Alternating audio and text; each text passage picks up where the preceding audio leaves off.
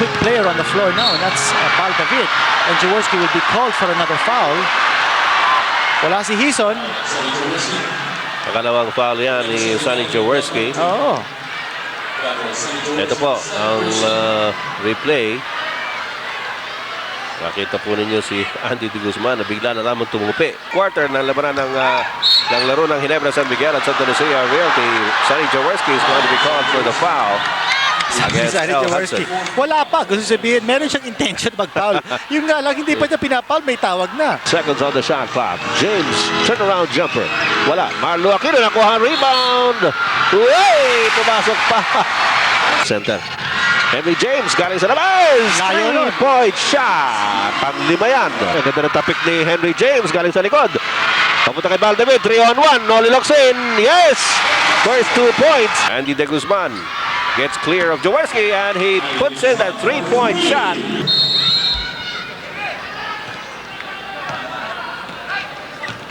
Papasok po tayo sa last 12 minutes ng regulation play in this first semifinal game in the Commissioner's Cup for 1996 of the Philippine Basketball Association. Ginebra San Miguel laban sa Santa Lucia Realty. Lamang po ng 11 ang Ginebra over Santa Lucia. Samantalang si John Cardel umaatake lamang kay JV Gayoso. Tatawagan ng blocking foul itong si JV Gayoso. At magkakaroon lamang tayo ng sideline inbounds. There's the way they scored in the past 3 periods. Well, check out the third period because that was the only period where Ginebra San Miguel scored at least 30 points. Ang karamihan doon, gusto magdakuli na ng third quarter. Biglang bulusok yun eh. At saka yung isang significant figure also in the third period, yung 17 points at Santa Lucia. That's the lowest output of Santa Lucia in 3 quarters in this game. Gayoso misses from the flank. At essentially, hindi na pinago ni Coach Jaworski itong 5 na nasa court para sa Ginebra. Baka ako masunog naman itong unit ni Coach Robert Jaworski sa loob ng court. May foul doon kay De La Rosa. I think that might be a 3-point attempt. So may gilid na yun. Hindi, dalawa lang. Okay. So, dalawang free throw para kay Romy De La Rosa. Ito po yung kababayan kong taga Kapuokan, Leyte. Medyo kanina nag-init na ito sa first half pero nanlamig sa bench at bumalik lamang nung huling bahagi na ng third quarter. Tingnan natin kung he can turn things around or help turn things around for his team. 10-point lead. Tierra giving some instructions to Eldridge Hudson. One thing we've noticed about Hudson, walang katira-tira ito sa labas. Exclusively inside operator ito si Eldridge Hudson. Naguhula-hu pa yung bola bago pumasok. Wilmer Ong at midcourt. May pressure defense ang Santa Lucia ngayon. We mentioned that they tried that sometime in the third period. Hindi na pumasok yung tira ni James. Sabi niya may foul, walang tawag. Jerry Espana into the front court. Out to Jonadel Cardel. Humihingi ng pasa si Dennis Espina sa loob pero hindi siya nakita. Eto, nakita siya ni Hudson. And referee Ilangan holds play. It will be a foul on Wilmer Ong. That will be his third personal. Batiin din natin nga pala yung mga kababayan natin sa Pampanga. Maya Pibengi po. Buti naman at tumigil na yung ulan. Medyo kinakabahan tayo kanina. Alam mo naman yung ulan kanina. Napakalakas. Oo, lakas ng ulan kanina. Pero tumigil na ngayong hapon at mabuti naman. At sana walang pinsala na ginawa dyan sa Pampanga. Hoy, Robbie De La Rosa. Baseline drive. And he did a smart thing. Rather than attempt a jump shot over Henry James, he drove against him. James is not really one who will follow his man when he's driving towards the hoop. Ilang beses na nangyari. Ito si James, sinabot kay Pidon Harencio. Harencio, another 3-point shot. That is his 4th for this evening. 4 na yan. At si Baldavid nandun sa official's table. Diricol. Parang muna, mainit pa ito si Pidon Harencio. Yoy! De La Rosa breaking up the fast break play, but will stay with Ginebra San Miguel. In a good effort on the part of De La Rosa, I think yun ay pinag-usapan ng Santa Lucia. They do not want Ginebra to score on those baskets in transition. Third quarter stats. Ginebra getting the edge in those three crucial departments, particularly in rebounds. Nakapansin natin yung kanina when we said that they have been doing very well off the boards. Ganda naman ang pasa ni Marlo Aquino. Beautiful assist by Marlo to JV Gayoso. At well, medyo hindi nakaporma yung depensa ng Santa Lucia in that situation because the Ginebra players were around the perimeter. Gave the opening for JV to scoot inside. 12 puntos na po ang abante ng Ginebra. Dennis Espino is wide open. Dapat lang na may pasok ngayon. Napakawalan siya ni Henry James doon sa pagkakataong yun. There's a steal off the inbound. Malayo kasi yung inbound kanya nakita ng Santa Lucia. Wilmer Ong. Talaga namang gigil na gigil maglaro itong si Wilmer Ong. Another bad pass by Ginebra San Miguel. Spate of errors. Baka napapagod na itong unit ni Coach Robert Jaworski sa loob. Masyado na kasi babad eh. Kanina pa itong third quarter. Tignan natin yung pang-apat na 3-point shot ni Pido Harencio dito po sa larong ito. Ang layo ng tira. Exactly. Ito. 3-point shot. Robbie De La Rosa. Napunto si De La Rosa para walang tawag. Yan po ang mga numero ni Pido Harencio. Wala pang mintis. Ito si Pido. 10-point lead by Ginebra. Naku, binanggit mo kasi ginito. Nagmintis tuloy. Lead pass to Andy De Guzman. Yes. Hindi na bumababa si depensa ito Ginebra. And that's a sign of creeping exhaustion. But still no move on the part of Coach Robert Jaworski to put back, let's say, Vince Hison. Ayun, si Valdavid, binalik ulit sa officials table. Ito na si Henry James, botik ng maagawan. 8 seconds on the shot clock. James, turnaround jumper. Wala. Marlo Aquino nakuha ang rebound. Uy! Pumasok pa. And they will count the basket. Napakaswerte naman. Meron pang foul, kaya 3-point play for Marlo Aquino. And pababa na yung tiro ni Marlo Aquino. Look at it again. Nakuha niya yung long rebound. Sinabayan siya ni Romy De La Rosa. Foul and on the way down. Off balance. And when I say down, talagang literally down. At bumagsak ito si Marlo Aquino. Pumasok yung tira. Aba, sino ito papasok? Robert Jaworski. Senior ho yan. Nasa official table ngayon. Kanina, medyo tinuro ko sa iyo. Medyo nag-i-stretching kanina. Si Sonny Jaworski. At ngayon, nandun na po sa official table. At naghihintay lamang ng pagkakataon na pumasok. Marlo's 3-point play, hindi pumasok. Kaya ito naman, si Henry James, nakuha offensive rebound.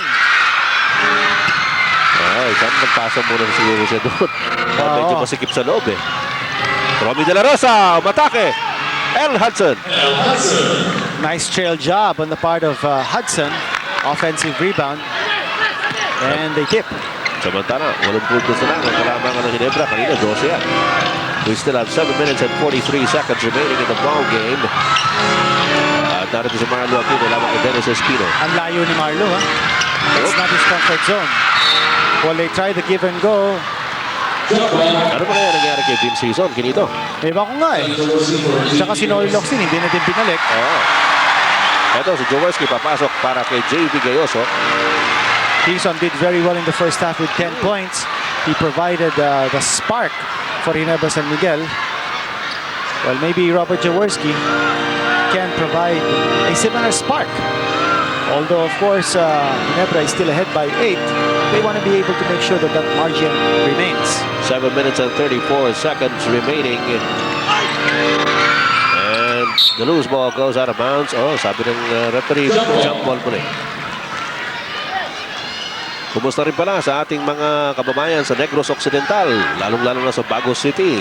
Yan po ang hometown ni Mansueto Velasco. Sadyag at subong sa Bagos City. Masaya ron. Buong Pilipinas masaya. Dami na alis si Mansueto kanina. Okay. Robbie De La Rosa, 3-point shot!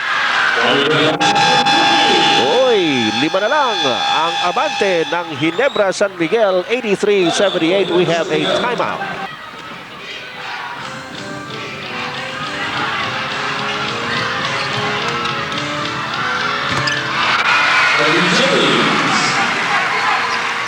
Pasahan na naman ni Sonny Jaworski si Henry James at tumis ko nito from the flank. 85-78. Medyo mabante na naman ang mas malaki ang Ginebra San Miguel. 7-point lead on the 33rd point of Henry James in this ball game. Yung palagay ko, one reason why Sonny Jaworski checked himself in is because he sees that Henry James is not being set up At ito si Sonny Jaworski, master yan ng setting up. Samantala, si Dennis Espino naman nakawala kay Marlo Aquino. Siya nga pala, si Noli Locsin, bumalik na rin para sa Ginebra San Miguel. Kasama si Val David at si Sonny Jaworski. So naiwan si Marlo Aquino dito po sa slot ng center.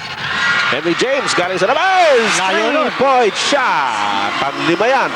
That's number 5 for Henry James. Partner, ito si Hudson, naglalakad na lang dito sa court. Oo. You can see that he's really spent. Medyo parang tutukod na ito. Well, Chris Jackson, incidentally, is on the bench. And he has been the one who was responsible for almost silencing Henry James in the third period. Well, ganda ng topic ni Henry James galing sa likod. Papunta kay Valdavid, 3-on-1. Noli Locsin, yes! First 2 points. Ni Noli Locsin in the ball game, and Ginebra goes up by 10 again. We have a timeout by Coach Adonis Tierra. Okay, tuloy po ang labanan dito sa fourth quarter ng labanan ng laro ng Ginebra San Miguel at Santa Lucia Realty. Sonny Jaworski is going to be called for the foul against Sonny El Jaworski. Hudson. Wala pa. Gusto sabihin, meron siyang intention mag-foul. Yung nga lang, hindi pa niya pinapoul, may tawag na. Inunahan mo naman. 10-point lead by Ginebra San Miguel at 90-80. Bagamat napakasama po ng panahon kaninang umaga, medyo gumanda-ganda ngayong hapon at halos mapuno na naman itong Araneta Coliseum dito sa unang araw po ng semi-final round. Well, kanina binanggit natin Chris Jackson's excellent defense on Henry James in the third period. He's back on the floor now at ayaw ni Adonis Tierra mag-init. Ito si Henry James here in this crucial fourth period. O tala si Chris Jackson contesting that shot of Noli Locsin. I credit that to Marlo Aquino. Napakagandang pasa ni Marlo. Very unselfish play. Off the rebound by Sonny Jaworski. Yes. Alam mo, he had the mismatch. Ang gumagawa dyan kay Marlo Aquino, si Boyet Fernandez lang. But instead of going to the hole, he went for the pass. Unselfish play by the skyscraper. Huwag po rin nyo kalilimutan pagkatapos po ng larong ito. More action in the PBA. Yan po naman ang labanan ng Alaska Milk. Ang nangunguna po dito sa ating liga sa kasalukuyan. Ang kalaban nila Formula Shell Super Unleaded. At huwag sanang kalilimutan, pakatapos nun, still more action. Ayun! Meron tayong blow by blow. Blue by blue. Oo, Manny Pacquiao. One of the Versus country's Ipugala. best prospects in the junior flyweight division. 19 years old lang po si Manny Pacquiao. Napakalakas. Ay, ang ganda ng laban niya. Indonesian po ang kalaban. Oo, kalaban niya si Ipugala. Ayun. Ang ipo-ipo yun. Ano na yung Tito Gano? Ito, El Hudson. Pero mahilig daw manood ng sine sa Gala Theater yun. Bukas pa ba yun? Ewan Gala ko. Theater. Madalas kami noon nung high school. Oo, maganda mga palabas na. Very educational. 92-80. 12 puntos po ang abante ng Ginebra San Miguel.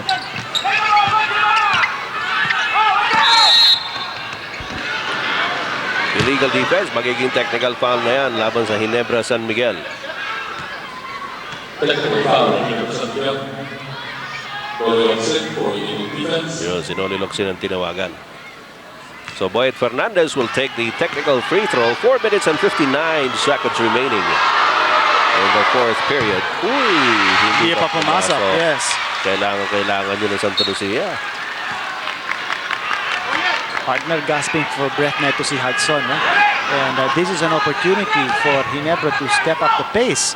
At hindi na makakabaka sa depensa itong Hudson. But Jaworski really has only one quick player on the floor now, and that's Val David. And Jaworski will be called for another foul. Wala si Hison. Pakalawang foul yan ni Sonny Jaworski. Oo. Ito po ang replay. Nakita po ninyo si Andy De Guzman na bigla na naman tumupi.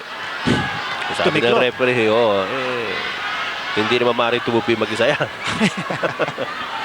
Not unless you chip on your own feet. Oo. Pero hindi naman siguro pa pwede yun. Mukha namang marunong mag-cha-cha ito si Andy De Guzman. Oh, Santa Lucia missing the Mga free throws. Andy De Guzman earlier in this game had 3 consecutive jumpers, if I'm not mistaken. Oo. Yun yung kanilang pag-abante mula dun sa 50 all. Samantala.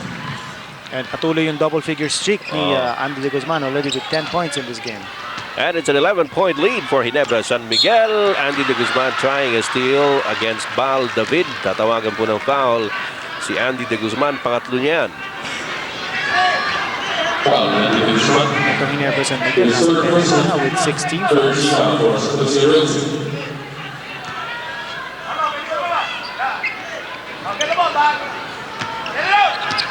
Valdavid, inabot kay Sonny Jaworski. Binabantayan pa rin ni Andy De Guzman. Ito lumalapit si Henry James. At si Noli Locsin. Jaworski. Bad pass. Picked up by Al Hudson. Hudson fumbles. Andy De Guzman. Nakita sa Chris Jackson. Pumapasok. And Jaworski will be called for another foul. Pangatlo na yan ni Sonny Jaworski. Foul, Sonny Jaworski. Well, that pass of Sonny Jaworski on the other end of the floor was not a good one. Oo, medyo nahuli yung pasang yun eh. Oo. He was anticipating Marlo Aquino to be there, pero nakadaan na si Marlo nung dumating yung pasa. Flawless shot by Uy, Chris Jackson. Itong si Wilmer Ong pala nilalagnat. Nanlalamig ah. Oo, matagal yung kanyang pagkakababad sa court. At maganda naman ang pinakita niya. Pero yung pala may lagnat ito. Medyo binabalot siya. Uy. Noli Locsin called for the foul on the attempted block. Foul, Noli Locsin. Panlima yan ni Noli Locsin. Well, in that situation, Henry James was already on the front court of Ginebra, kanya hindi siya nakatulong for the rebounds. You notice, in that situation, walang import yung Ginebra, no? Si Henry James, naghihintay na ng pasa on the other end of the floor.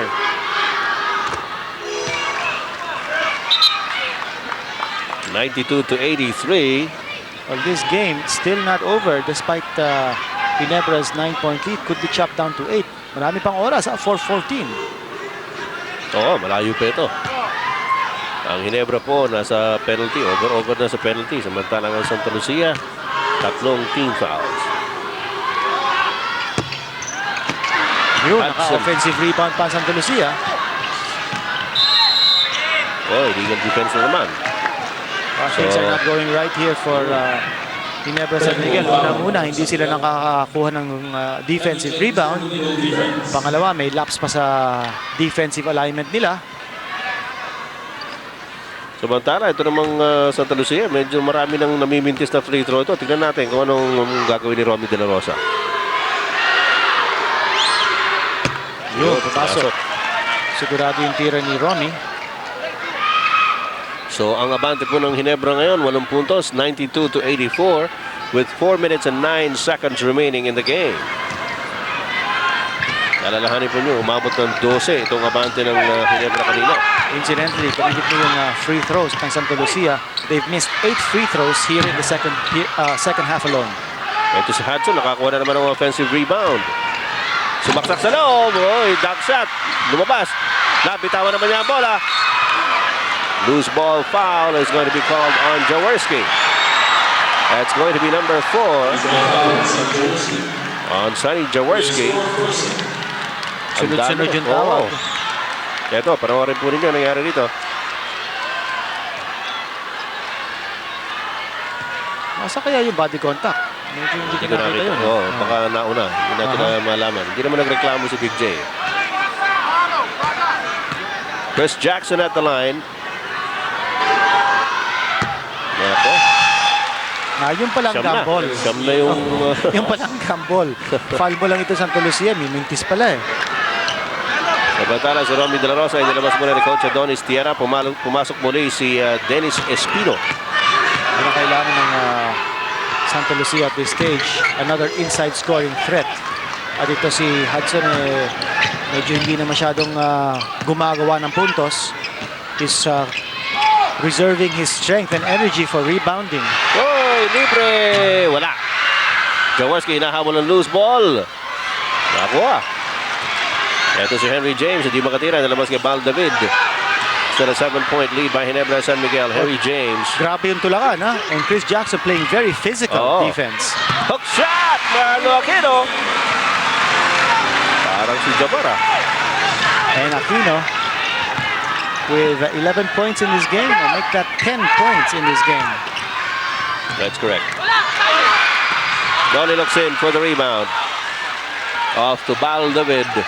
Ginebra hoping to pad a 9-point lead with 3 minutes to go. Hinihintay ni Valdebit si Marlo Aquino to set up an offense. Noli Locsin, tanga ng bola lamang kay Dennis Espino. Itong one-on-one move ni The Tank. Masyado malalim. Noli Locsin gets it back. Wala pa rin. And Hudson finally, ito si Hudson, hindi na tumatalon eh. Dennis Espino. Oo, ginagamit na rin yung kanyang bulk to get those rebounds. Boyet Fernandez. Yes, hindi na naman bumaba ang depensa. Actually, nakababa yung depensa ng Ginebra. Yun nga lang, wala silang quickness in defense. Noli Locsin nagbaba ng bola after Valdebit was pressured in the backcourt. Henry James against Chris Jackson and Dennis Espino. Locsin sumabak sa loob. Boy, ang offensive foul. Yes, ang itatawag na rin Benji Chua. Oh, that will be the 6th and final foul on Noli Locsin. Noli Locsin, 6 fouls. 2 minutes and 15 seconds remaining. Timeout for Santa Lucia. At meron pong 20-second timeout na tinawag. So we will hang on to the air. At sa kasalukuyan po mga kaibigan, 7 puntos sa kalamangan ng Ginebra San Miguel. This is not safe with 2 minutes and 15 seconds. Ito, ipapasok na po ni Coach Jaworski si Vince Hizon. Papalitan niya si Noli Locsin na siya po nag-foul out kani-kanina lamang. So the lineup is going to be Valdebit, Sonny Jaworski, Vince Hizon, Marlo Aquino, and Henry James para sa Ginebra San Miguel.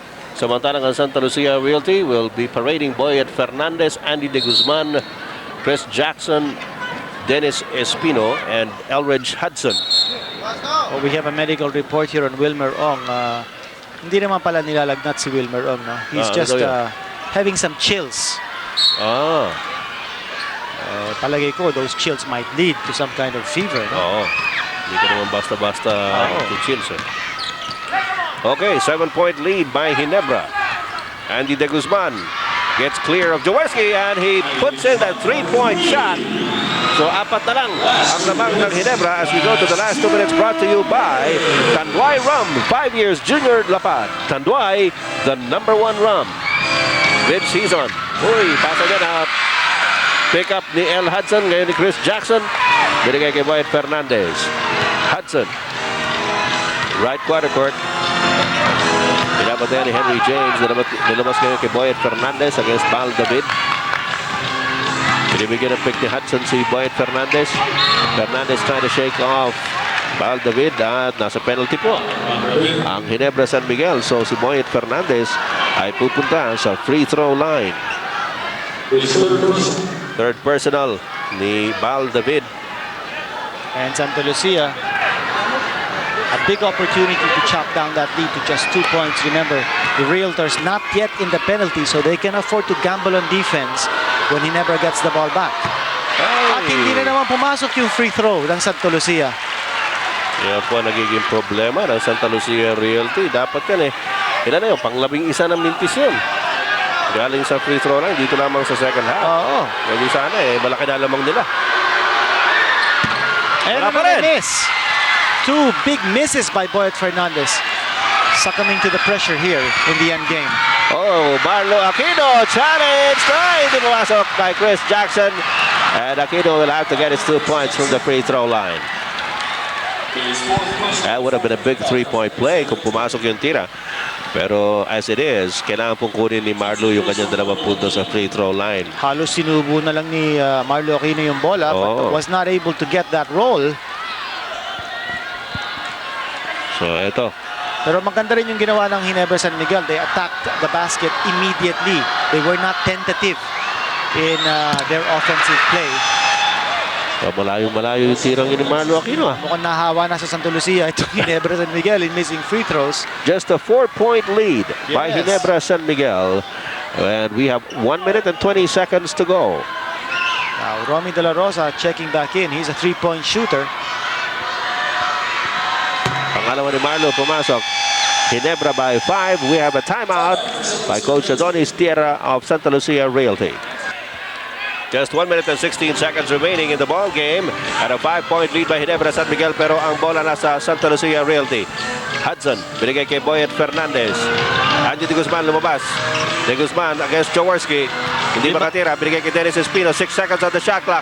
Ay, nag-alangan si Dennis Espino. Libre siya ron eh. Pinabayaan na siya ni Henry James pero hindi siya tumira. And by the time he went up for the shot, nandun na si Henry James. Vince Season, nakakita na pang. Dalabas kay James. Libre tira! Wala! Jaworski for the offensive rebound. Dalabas kay Bal David. Only 41 seconds to go. Ginebra still by 5 points. Jaworski against Andy De Guzman. Whoops. May pito po tayo. Ano to? Offensive foul? Yes, it looks like an offensive foul. Si Henry James ang tatawagan. Ayun. And he set the illegal screen. So only 35 seconds remaining in the ball game. Hindi pa rin sigurado ito sa Ginebra. They have a 5-point titira lead. ng 3-point shot itong Santa Lucia. You can almost see it. Tumawag ng 20-second timeout ito si Andy De Guzman. Full timeout ito. Okay, let's go back to home studios. Chris Jackson with a 3-point shot. Wala. Marlo Aquino for the rebound. Binigay kay Bal David pero masyadong masikip. Boyet Fernandez. Hindi rin pumasok yung 3-point shot. At merong loose ball foul na tatawagan sa referee Bartolome. Kay Jaworski. At panglima yan ng playing coach ng Ginebra San Miguel. Nakita po ninyo yung 3-point shot to Boyet Fernandez na hindi rin pumasok. Well, may tulak yun. Kitang-kita ng referee. And that's the reason why Jaworski was called for the foul. Robbie De La Rosa will take 2. The 5-point lead by Ginebra, 95-90. Yan lang po ang oras na nalabi. 18.5. Importante itong mga free throw ni Robbie De La Rosa. Pumasok ang una. 95-91. Very sloppy ang ball handling ng Ginebra San Miguel here in this last few minutes of play, allowing Santa Lucia to creep in. Pangalawa ni De La Rosa pumasok din. Wala tayong timeout na narinig. Now, oops. Ayun. To have a timeout. Tatawag si playing coach Jaworski. At medyo sabi ni Jaworski, tagal mo namang pumito. At eto, 20 second lang ito. 20 second timeout lang ito. So, with 18 and a half seconds remaining, Ginebra San Miguel will be inbounding. Lamang sila ng 3, 95-92. Yes, note that Santa Lucia is still not in the penalty. So, well, may isa pa silang foul. Yes, of course, this might also work to the disadvantage of Santa Lucia because dapat ang intention nila is to put a stop to that clock and put Ginebra San Miguel to the stripe. So, what we expect here is Santa Lucia to give up the foul immediately. We saw the game reset earlier. Okay, ito ngayon So, go for the steal, tapos give up the foul. Well, Jackson tried to go for the steal, but instead knocked the ball out of bounds. At 0.3 seconds lang ang nawala ron. Alam mo, smart din ito si Jaworski. Ito na. Jaworski into the front court. The bounce pass to Vince Season. Reverse layup. Wala pero merong foul. Well, the reason why I said that Jaworski was smart because he wanted Henry James to get the inbound pass, realizing that James is their #1 free throw shooter. Yun nga lang, na-anticipate din yun ng Santa Lucia. But there's a situation where they had a breakaway. Vince Season was sorely missed for most of the second half here by Ginebra San Miguel, coming in only with a few minutes to go dito sa fourth period. Ito si Vince Season, ng free throw shooting yan, 80.8%. So, no problem. There's Jun Limpot. Sorely missed, huh? With only that much time remaining, a shade under 11 seconds, a 4-point lead now by Ginebra San Miguel. Vince Season delivers the killer blow. Tignan natin kung may magagawa pa ang Santa Lucia with only 10.9 seconds. Ito si Andy De Guzman. Sinasalubong ni Jaworski. Natapik ni Jaworski. Ang bola, sabi ni De Guzman, tinawaan siya sa bibig pero walang foul at tinawag. Marlo Aquino will slam it home. And Ginebra San Miguel will take this game, the very first game in the semi-final round over Santa Lucia Realty. At ang ating pong score, 99-92. Medyo nagkaroon ng mga some anxious moments for Ginebra San Miguel sometime in this fourth quarter, but they were able to pull this one out of the fire. Ano naging crucial na yung turning point doon, Kinito? Bumulusok itong Santa Lucia Realty and they had some opportunities to take the lead. That's right, but I thought that defense just didn't hold up strong enough towards the end. Napagod na rin yung Santa Lucia. They played an excellent defensive type of game. But in the fourth quarter, well, towards the end of the third quarter, tsaka yung pag-upisa ng fourth quarter, nag-init ito si Henry James. Yun. And of course, si Marlo Aquino was able to put in some crucial points. But the big key was Eldridge Hudson just was not able to play the kind of defense that he showed in the first half when he limited Marlo Aquino to only 6 points. Okay, tungayan po natin ngayon mga kaibigan nating Gilby's Choice Player of the Game. Walang iba kundi si Pido Harencio ng Ginebra San Miguel. And here are his numbers: 18 points, 2 rebounds, 3 assists. 4 out of 4. Yes, talk about three-point country. Talk about Ginebra players who got hot.